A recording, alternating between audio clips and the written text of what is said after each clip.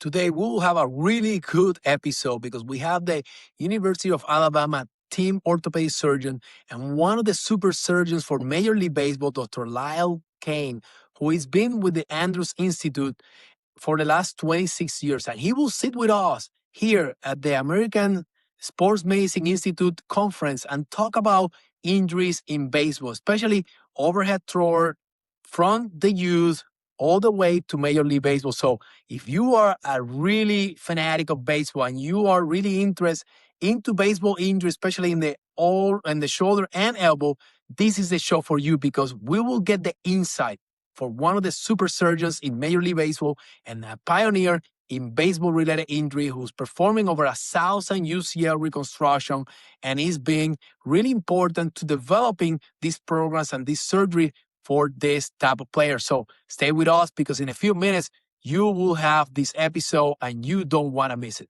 And welcome back today with Sports Medicine and Baseball. Today, we're really pleased to have a pioneer in sports medicine orthopedic, Dr. Lyle Cain Jr., who is going to be with us. How are you doing today? Doing great. How are you? I'm doing great. Really excited to be here. I haven't been in one of these conferences, and I know this is your 26. Is that correct? Yeah, it's 44 overall that Dr. Andrews has put together, but this is my 26th. I started in 1999. That's just crazy. I know you were born here. You were able to obviously go in our way to do your residency and then come back and be fellow with Dr. Andrews and then build your practice here and be co-founder, and partner with Dr. Andrews in the Andrews Sports Medicine and Orthopedic Center. So how you feel about that? It's been a great run. It's been fun. I didn't think that was my path when I started all this, but it's been wonderful. Dr. Andrews is a great mentor. Spending 26 years with him now. I learn every time I come to this meeting. Learn a lot. Learn every day, really, from patients and from different techniques and from talking to people. But I think baseball medicine has really changed in the last 25 years, and I've had a chance to witness it because of these types of courses. Did you grow up as a baseball guy or a football guy? What exactly? I was both. I played baseball and football in high school. And baseball, I was a shortstop and pitched some. Used to throw a knuckleball back in the day. Didn't have a lot of velocity. I wasn't a high velocity thrower, so I wasn't going to play at the college level, but I had good hand-eye coordination, so I was a good shortstop and decent bat. So I grew up playing baseball since, T-ball all the way through high school, but none after high school. Not a lot of elbow injury without high velocity for sure. That's right, yeah. I had, I think the only injury I had in baseball that I remember is I broke a hand. I got hit on a metacarpal with my left hand. I broke it when I was in high school. Nothing had to have surgery, but no real bad baseball injuries really for me. Well, it's good that you say that because come my mind, I had this conversation with Bronson Rogers, a good friend of mine. I met him through baseball, and we did a conference with the high school kids a couple of weeks ago. And he was 15 years in the major league, and his first time that he went to the now called injury list, right? It is after the 15th year. And one of the things that he told me is that when he threw the ball in bullpens and when he threw the ball to prepare for the game, he wasn't mass effort. He was working his mechanic, where to put the ball. And then when he had in 6, 7 innings that he to put a little bit in the ball, he still has some gas for it. So that's really interesting about low velocity. And he topped 93 in the World Series. Think about that. After Aero pushed him, he went to the World Series and topped 93. And that's he's still got a career. He wouldn't be in professional baseball today. So last year at this particular same meeting a year ago, John Smoltz was our guest speaker at one of our sessions. And John is really adamant about how we're ruining a lot of youth arms and some of the problems that are going on. And one statement he made that I tell my patients all the time, John said, I threw over 1 million pitches in professional baseball during my career, John Smoltz. First Hall of Famer that's ever had Tommy John, our first ballot Hall of Fame guy. He said, and never once in 1 million pitches did I throw as hard as I could. Never. He said, I knew I could get up to 100, 101, but I knew if I did that consistently, I was going to tear my arm up. And so he learned how to pitch at the mid-90s, low 90s level, which was acceptable in those days. Mm-hmm. Whereas in today's Major League Baseball world, if you're not 95 plus, you're probably not getting on the mound. That is really... I want everybody out there to just listen to that and take that because we are asking and these young kids, especially high school kids now going to, looking for velocity and increase their velocity. And for me, it's about effortless velocity. How much velocity you can have without too much effort. And there's guys that had the body, Roger Clemens had that body that can have that, but there's guys that have to push mass effort. And you can see on the mat. Yeah. And if you look, I think talking with another orthopedic surgeon yesterday, he was saying that the average pitcher in Major League Baseball is close to 3 years. Yeah. So think about that. The retirement for Major League players is 10 years. And now that's going down. These guys are not lasting there. So they may go back to school after, they finish their career because it's not long enough. Yeah, I think that the push to velocity in Major League Baseball has changed the game in a lot of ways. Obviously, it's made pitching staffs more of a platoon system. Mm-hmm. Have the pitchers, it's rare these days for somebody to throw a complete game. Whereas, when I was still playing baseball, and even when I started practicing medicine 25 years ago, complete games were really common. John Mm-hmm. Smoltz and Greg Maddox, the old Braves, Tom Glavine, they used to have, probably every other start was a complete game. Now it's unheard of. Now it's a platoon system. So there's a 3-inning guy, 2-inning guy, 2-inning guy, 2-inning guy closer. And that platoon system has evolved because of the velocity demands and because of the injuries and the arm injuries. And, I think unfortunately for younger athletes that are trying to become a professional baseball player, they see velocity as their key to get a job, which is in some cases true. To get drafted or to get picked up professionally, you have to have velocity, but they don't really go into it realizing that they're going to have a short career because of that. And I think that's the difficulty is how do we fix the game so that kids can play longer and have less injuries, but also satisfy the need to become a professional. And it's a really tough, you almost have to legislate it with rules and changing the game, which is another thing John Smoltz has proposed is, his solution was make it where if your starter doesn't throw through the into the 7th inning, you lose your DH. Or you set a certain number of pitches in your roster to begin the season, and that's all you get. You can't bring guys up. And so, changing the rules in Major League Baseball, which would have to be pretty aggressive, may be the only way to change this process. Otherwise, we just have to accept the fact that 1 out of 3 pitchers is going to hurt their elbow in the next season. Every pitcher on your roster is at risk. All these guys are platoon guys. Instead of having 5 starters that are really good and well paid, you'll have 15 pitchers that are all moderately paid. I mean, that's the change in the game that's going on now. And I think that's, if the baseball administrative people that run the game are okay with that, then I think that's where we're going to go. Yeah, and they're okay with that, and the players just want to go there. They just want to be in the show, and they just want to show up there and see what they got. But little they know is that with this epidemic situation, their career is going to be shorter. And maybe in the new CBA, they may have to be talking about years of service and how to put it down. Because I was thinking about this. You got these guys that are young, that are going there. They're 3 years in the league, and then they have no job. Where they're going to go? Yeah. They're going to be coaches, but coaches in the youth. In the youth, what happened? They're going to teach them what they learn. What they learn is what they get them hurt. That's true, yeah. So what is going to happen? It's a snowball effect. And I just was thinking, talking to somebody, listen to you guys talking, and we're talking about the grip, how to measure those things. And this came up, and I'm like, oh my God, this is just going to continue. If you get people. Perpetuates the cycle is that, high velocity is what gets you into professional ball. That means high velocity is also what gets you into college baseball. That also means high velocities, which will get you into high level recreational baseball, amateur baseball, high school and youth baseball. So it's a cycle that starts at the major league level. It percolates all the way down to youth baseball. And unfortunately, the injury rate means that we're having less of a talent pool to draw from, because some of the elite throwers get hurt when they're in high school and never make it to the next level. Some of the elite throwers in college get hurt and never make it to professional level. And so I think, ultimately what happens is we have less talent pool trying to fill more positions because of all the way the platoon system in baseball is working now and the pitching staffs. And I think it's a recipe for really a less, a worse, Major League Baseball being a worse game in the future because you lose some of your lead arms. And I think that's, we don't want to see people get hurt. We try to fix people, get them back to play when they are injured. We want to prevent injury if possible. And doing that has been really difficult in the last 25 years because of the changes in the game that have really made injury risk probably quadruple in the last 10 years. Well, I saw you putting some interesting facts about, Tommy John and looking about, all Hall of Fame or no Hall of Fame. And I like trivias like that. So do you know how many games Tommy John won after his Tommy John?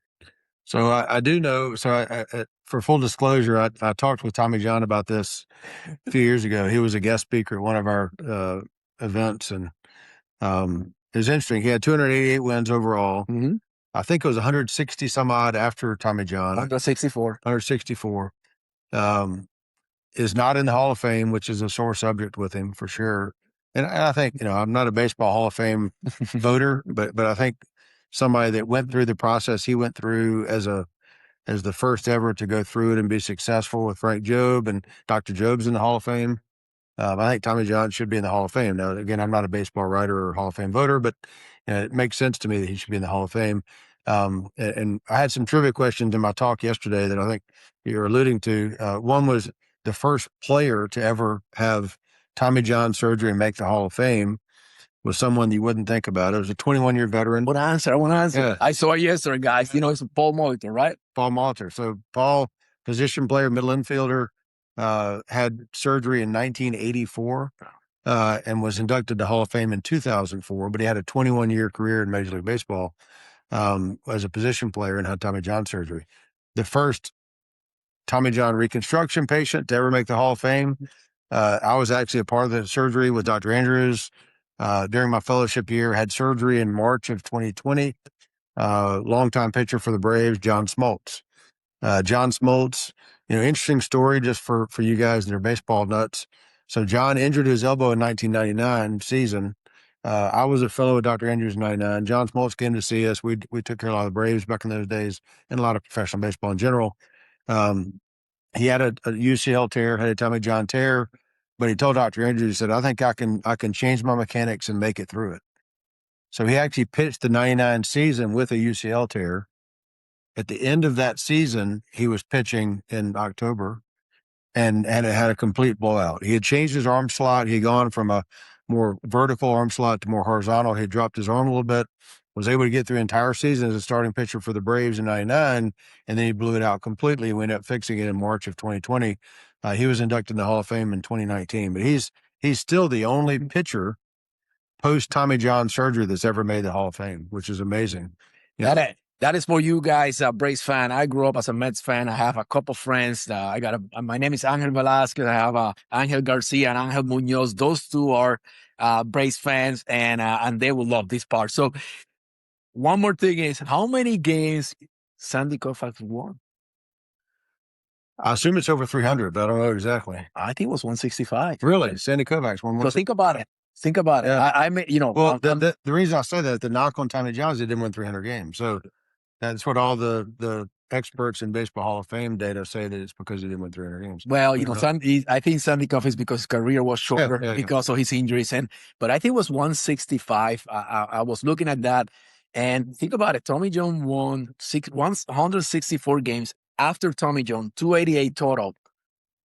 Who's going to win 300 wins right now? You know what I mean? Yeah. It's a career. It's unrealistic goal now because of the change in baseball. So, well, now we have, I started looking things to ask Dr. Cain, because he's a guy that he's been doing all this for a while, 26 years now in practice, and be part of the Andrews Institute, Institute, and being actually a leader in sports medicine, one of the top surgeons. They call the super surgeons. I don't know, you probably don't like to hear that, but it's one of them. And I'm really, really happy to be with him.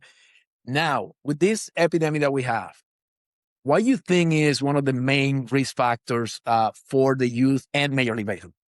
Yeah, so we've looked at this in a lot of different directions in youth baseball. Our staff at ASMI, Glenn Fleissig, and our research guys have looked at all the data, and there's no question that the highest risk factor for injury in youth baseball is velocity. And so for kids that throw high velocity, we also have some data that suggests that if you throw at 7 years old at 2 standard deviations, so 2 levels higher than the average 7-year-old, then you're going to throw those 2 standard deviations when you're 17. So somebody that throws hard at 7 also throws hard at 17. Whatever that mechanics, arm flexibility, people call it a rubber arm or whatever. Recoil. Whatever gives you that ability at a young age, you have it throughout lifetime, most likely. And so I'm a believer that you can't develop that per se. You can add a little bit of velocity through all these different training programs and things that are out there, but you're not going to make somebody throw from mid 80s to high 90s. That just doesn't happen. They either have it or they don't have it. And so I think high velocity is the number one risk factor, which means in youth baseball specifically, if you have a kid that's a 7, 8, 9, 10-year-old kid that throws hard, and you can see it from the first time you watch him play baseball in a youth league, that's the kid you got to really protect because he's the one that is successful because he throws hard, because kids can't hit it when they're young. He wins games. All the coaches want him on the team. They want him on the travel team. They want him to pitch every game they can pitch under the rules. And so they'll stretch the rules for a high velocity kid because he wins. And that's the most at risk kid. So the second risk factor is overuse. So, and they go together. If you're a high velocity young thrower, you get overused just by nature, unless somebody specifically grabs you or your parents and says, hey, you need to do less of this. And it's hard to do that. As a parent myself, I have 2 boys that played baseball growing up, and they're now older, but they're out of college. But ultimately, the better you are at baseball, the more difficult it is to pull you out of baseball because you're successful and everybody enjoys it. Your family enjoys it. You enjoy it. You're gung-ho. You win games. You're the best pitcher in the league. You're the best 12-year-old in Alabama or the best 13-year-old in Georgia. And nobody wants to pull the reins back and say, all right, throw less. But number 2 is overuse. So number 1 is high velocity. Number 2 is overuse. Number 3 is probably seasonal issues like year-round. We call year-round baseball, meaning that your arm needs a certain amount of time every year to rest, recover, recuperate. For me, it's you look at swimming in the U.S. right now. Swimming is at an elite level is really overload. It's 365 days a year. You swim in the morning, you swim in the evening. Baseball is the same way. Baseball is you throw a baseball year round. Even in the winter, you throw for instruction, coaching, something that keeps your arm throwing a baseball. And I think, just theoretically, those same stresses occurring on the same joint, same tendon, same capsule, same ligaments throughout the year, your body never has a chance to recover. So we're big believers in 3 to 4 months of being off baseball. That includes not throwing with your dad, not throwing with a coach, not throwing with anybody. Just let your arm rest. Play another sport when you're a kid. Be a multi-sport athlete. Work on your flexibility, work on your strength, do things to get your body better. You don't have to just sit on the couch, play video games. But ultimately, if you throw baseball or play gymnastics or swim or play soccer year round, your injury risk goes out the roof. Absolutely, and that's why I'm a true believer into multiple sports. If you are good, even if it's just recreational, we don't have to do this to just trying to be the best. And one of the things that Bronson said in that conversation that we had was that on some point you're gonna start, going more serious on the sports that you want to be. And if you want to be a baseball player or you want to be a basketball player, at some point you need to. I'm going to take this more seriously, and this one I'm going to do it more for fun, unless you are Bo Jackson, right? He could do everything. But overall, we have to understand that resting, you're not missing. The resting is actually helping you. And it's what I call active rest. And you guys say there too, is an active way to resting your arm, but at the same time, get better in something else. I mean, it can be hitting, can be your strength, can be your flexibility, can be all the things. And that's really important. So now that we talk about the risk factor for the youth, what is the more injuries that you see in the youth on elbows? Yeah, so two spots in baseball you see a lot: shoulder and elbow, obviously. In the shoulder, it's typically what we call growth plate changes. We call it little leaguer shoulder. It's actually where the growth plate at the top of the ball gets stressed by twisting and twisting and twisting, and you get essentially like a stress fracture of the growth plate. It's known as proximal humeral apophysitis. It's basically a stress fracture of the growth plates. You can see widening on X-ray. You can see edema if you do an MRI, or swelling in the bone. Usually recoverable, very rarely requires any significant treatment except being shut down. And so I'm a big believer in youth baseball. Having my boys play, I went to a lot of youth baseball games, and there were a whole lot of instances where I saw a kid on the mound throwing, shake his arm around, throw, shake his arm around. Everybody's encouraging him, come on, man, get the batter out, finish the inning. If you have pain throwing, pain while you throw, that's a sign you need to shut down, number one. But shoulder injuries generally will go away. Now, it can take a long time in a youth baseball player, and I'll tell parents that come in with little leaguer shoulder, hey, this may take 6 months to a year to go away. It's not a 2-week shutdown once you get this point. It's a overused situation that you got to shut down, let it heal. It's a bone that's healing, just like a broken bone. The elbow is the same way. In the elbow, you get the inside of the elbow called the medial condyle will pop off, or you'll get some widening or stress reaction of that bone. That's a growth plate in the elbow where the Tommy John ligament attaches. In acute injuries, you can actually pop that growth plate off and detach it. We have to fix that surgically. But for most cases, it's just a shutdown, rest, recover. Don't throw a baseball. Don't throw a rock. Don't throw a wiffle ball. Don't play tennis. Don't bowl. Anything that causes valgus stress in the elbow, we try to avoid until it heals. And for most little league problems, that's recoverable. But for me, I think somebody that comes in with little leaguer's shoulder, little leaguer's elbow, growth plate pain, that's the first opportunity I have to educate the family, the kid and the family, and sometimes the coach that, this kid is at risk because those same kids are the ones you're going to throw hard and have the same problems in high school or college or professional ball.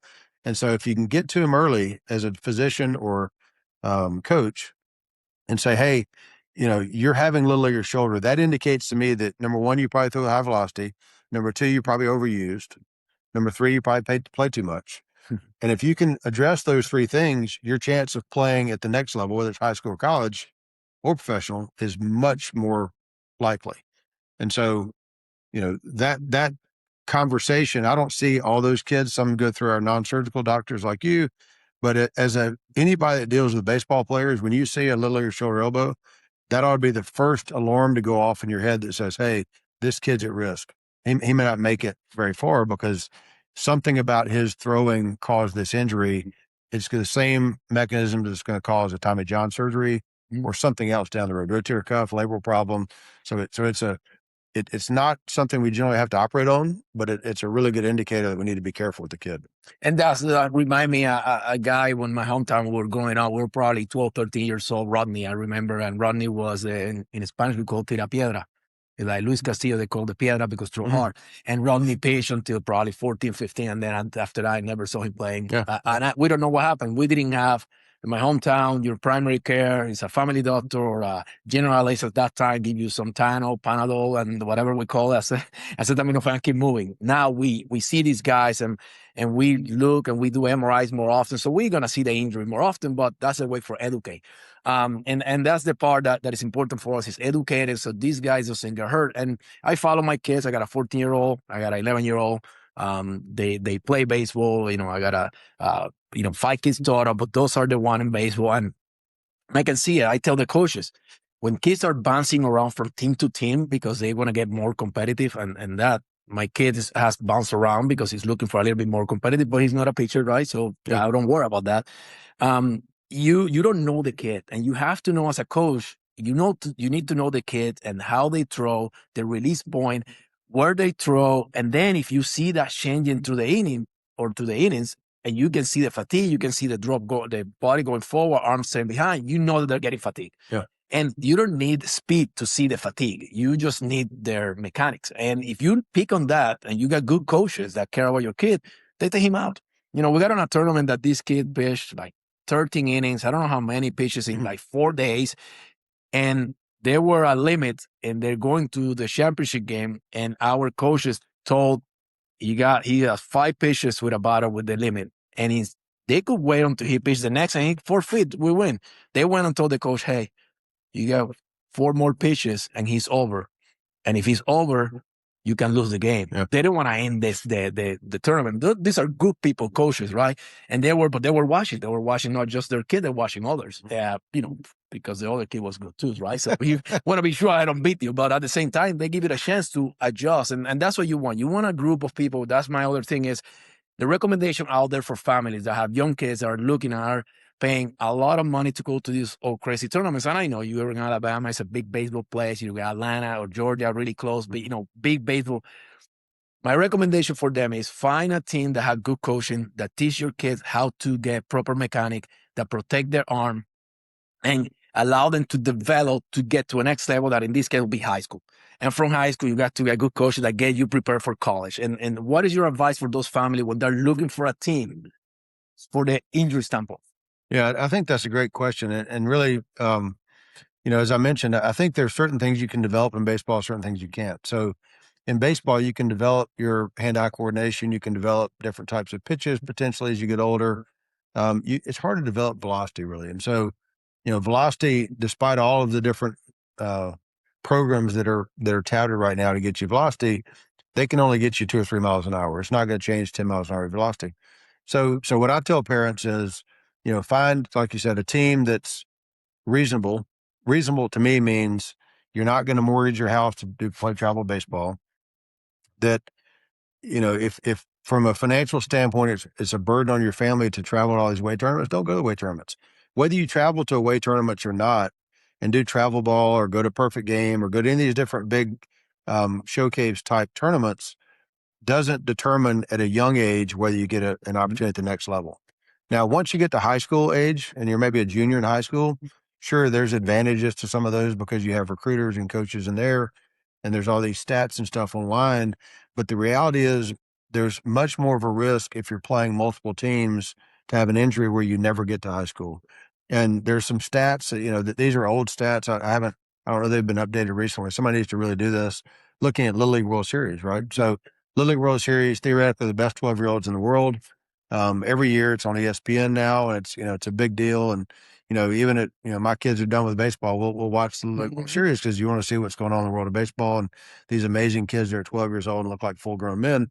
But the reality is, over the last 35, 40 years of Little League baseball, Little League World Series, the best 12-year-olds, very few of those have made it to professional baseball, to the major leagues, to the biggest level. And you would think statistically that if those kids were the best in the game at 12, they'd also be the best of the game at 22. Mm-hmm.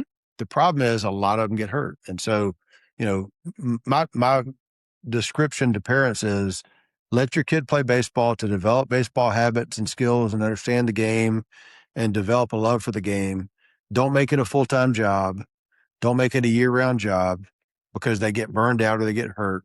And if your goal is for them to play at the next level, that's probably been determined before they got to baseball. It's probably genetics and some of the other things that happened. You can develop some of those skills, but don't force your kid into a thing where you think he's going to be a pro baseball player, because you're not going to develop that. If you try to go from a mid-level, even a elite level youth baseball to professional level, those odds are so unlikely that in our community, Mountain Brook, Alabama. So for instance, a lot of opportunities for kids to get professional instruction, play travel ball, do all the stuff, go to all the leagues in the history of the community. So it's been around for 75 years, probably. How many Major League Baseball players have come from that community? Goose egg, 0. Well, you got an orthopedic surgeon for Major League Baseball. Does that count? Yeah, that's true. Yeah. You got one. Yeah, but I'm not playing the game. It's different. But yeah, I mean, we've had a lot of kids go through professional baseball. A lot of kids make it to AAA. We may have had one or two hit the majors a time or two, but that ability to be a Bryce Harper is not something you can determine for your kid. Mm-hmm. They either have that skill set or they don't. Now you can develop into a good baseball player, and they may get a college scholarship. They may get, make a profession out of it, become a coach. There are a lot of ways to be happy in baseball. But I really believe you can't develop a professional baseball player. You might develop a professional golfer. Maybe they have the skill set and you practice. They've got hand-eye coordination and they get there. Baseball is a little bit harder because it's such a fine line between major league and just an elite professional player that I think some of our goals are probably misfounded. We don't have a foundation to get people to that level. And parents see the money, obviously, and they see the success. They see, people having great careers in baseball and making generational money. I don't think you can't help that as a parent. Your job is to let them learn the game, have fun playing the game, enjoy the game, and go as far as their natural ability lets them go. Now, if you look, I think maybe this number is wrong, but I think all the players that are signing, professional. We're talking about, international and major and here domestic, Canada, Puerto Rico, United States. I think it's about 3% make it to a major league level, and that's just making it. Yeah. And maybe that number is wrong. I need to look back again. And if you look at high school level and younger, it's like 0.0001%. I mean, it's 1 in 10,000 or something like that even get a chance to play professionally. So it's the numbers are really not good. And we're spending as a society a tremendous amount of money in baseball instruction and tournaments and travel, and it's fun. And that's for me the key is if your kid's having fun playing because they enjoy the game, that's great. Sometimes the pressure of having a certain amount of velocity as a pitcher, having certain stats at a showcase becomes overwhelming for the kid. It's psychologically tough, and they may not have that skill set. And I think we put too much emphasis on numbers rather than enjoying the game. If you talk to most Major League Baseball players today, about their own kids, they don't put them through that pressure because they want them to have fun, enjoy the game, learn baseball, rather than burn out, be pressured, have the intensity of somebody expecting you to make Major League Baseball. And, one of more things that I would like, I know, Dr. Cain's being here doing presentation for over the last, 48 hours almost. And he's been fantastic with everybody, with the guests, talking to everybody, saying hi, shake hands. And I know he probably have to go and do something, but I will add one or two things. UCL injuries, right? Let's talk about now overall. When you got a UCL injury, there's different injuries, right? You got a partial tear, complete tear, and there's different treatment options. You get a non-operative approach, and then you got the operative approach. You're an expert in all of those, but you're an expert in the operative approach too. And you do different technique. You do that egg repair or internal brace. For the people out there that know this term, you do reconstruction, with your palmaris longo, gracilis tendon, depending what they have. And then obviously you can do hybrid. That is a combination of those. What is your take when you use it? Really short, when you use it, and you take it as long as you want. Yeah. But how you use it, how's your decision making? Yeah, I think that the treatment algorithm about how you treat a UCL injury is really individual. Some of us have different preferences and different thoughts. At this meeting, there's a couple of surgeons here that do all hybrids. A couple of surgeons do mainly repairs. So it depends on your thought process. For me, it depends on number one, the player, the athlete, the person, how they are talent wise and where they are in their career. Number one. So the younger the athlete, high school age, maybe even early in college, I try to assess, realistically what's their future. And there are plenty of kids that are high school juniors that want to play college baseball, but may not have the opportunity just from a talent standpoint.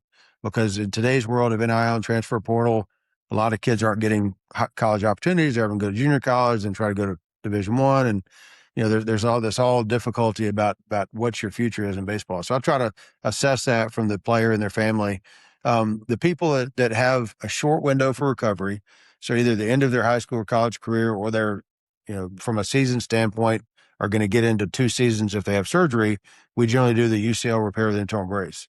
So the UCL repairs where we repair the ligament back to the bone. We put a piece of tape on top called internal brace. The advantage there is it's got a significantly shorter return time to play. In our data for a UCL repair with internal brace, the average return to competition is around 9 months, whereas with a reconstruction, it's around 13 and a half months. So you save 4.5 months by doing a repair versus a reconstruction.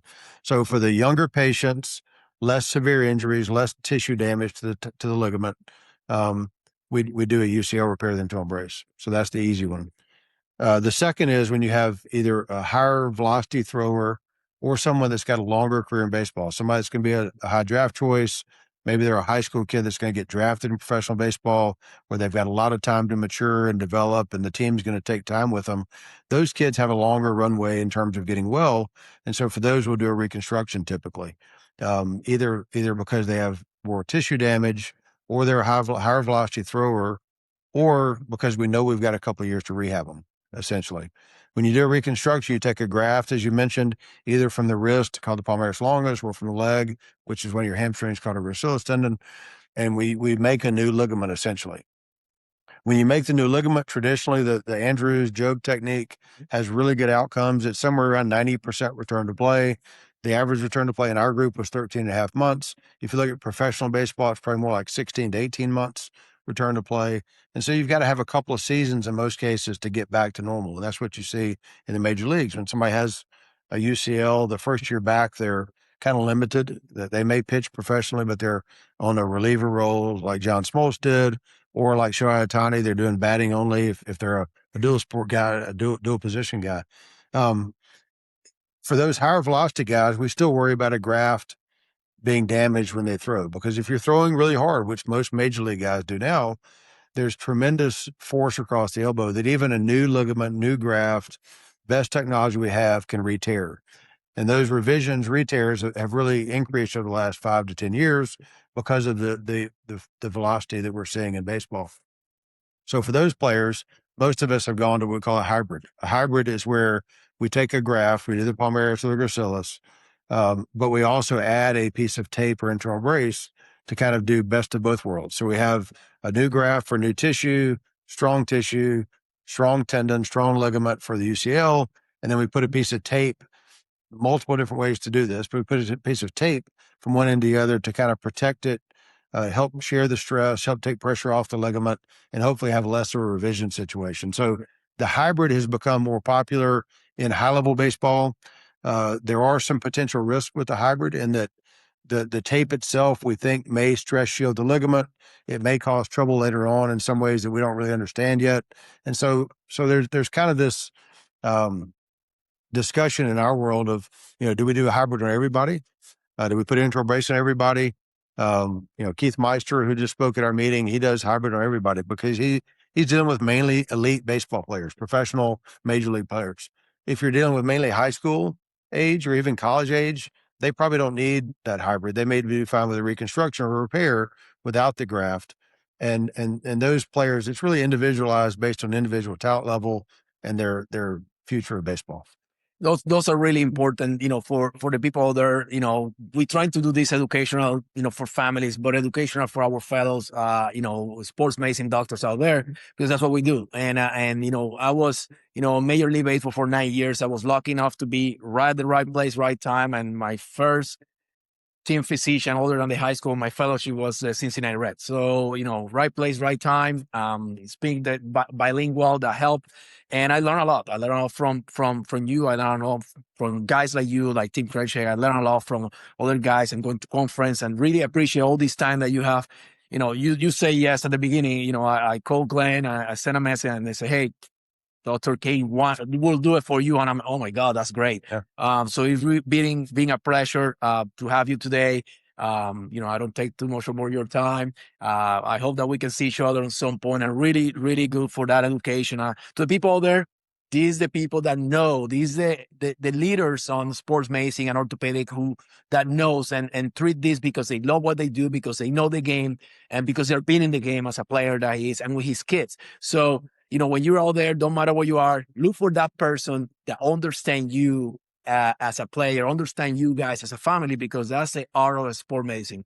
It is understanding the sport and taking the family situation. Like he said, he picked his surgery, he picked how he does it, be with the level of activity, the level of the player, and what is their goal are. And that is important. You need to take all that in consideration. So thank you very much for your time.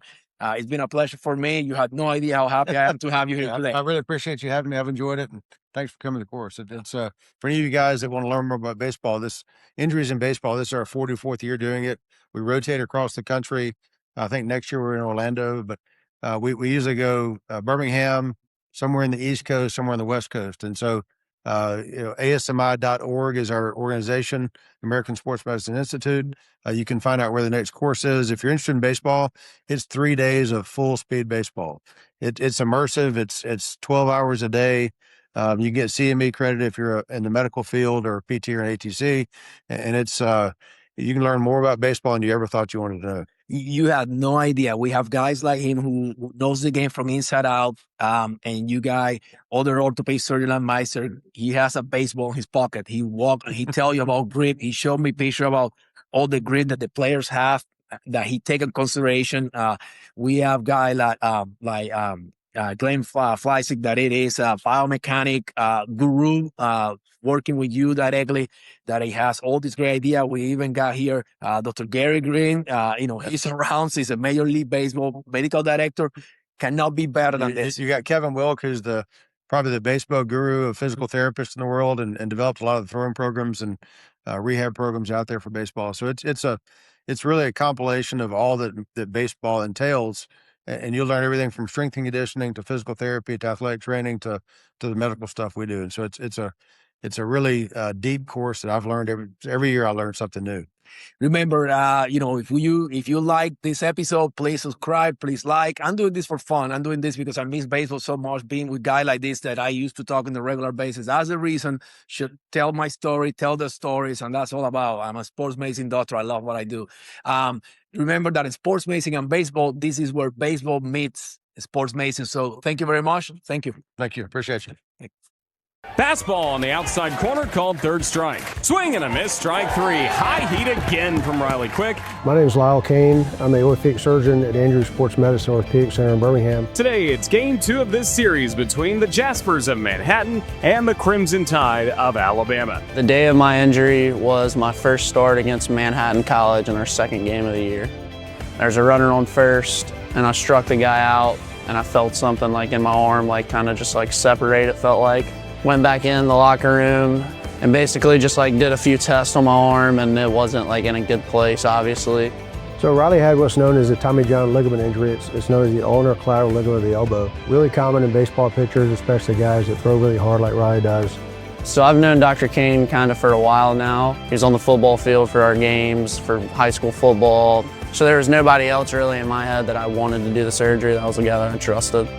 My name's Riley Quick, and I would like to thank Dr. Cain and Andrews Sports Medicine for helping me achieve victory over injury.